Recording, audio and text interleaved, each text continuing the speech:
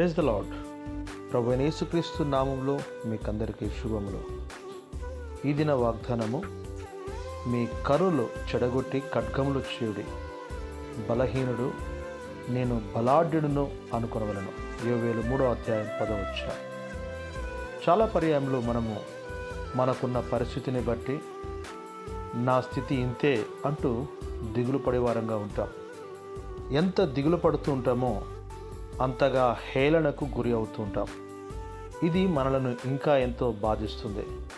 కానీ నిన్ను మనల్ని అందరినీ సృష్టించిన సృష్టికర్త నిరాశతో కృంగిన స్థితిలో ఉన్నటువంటి నీలోనే ఒక గొప్ప శక్తిని దాచి ఉంచాడు అని ఎప్పుడైనా గుర్తించావా? అవును, కర్రులోనే ఖడ్గము దాగి ఉంది.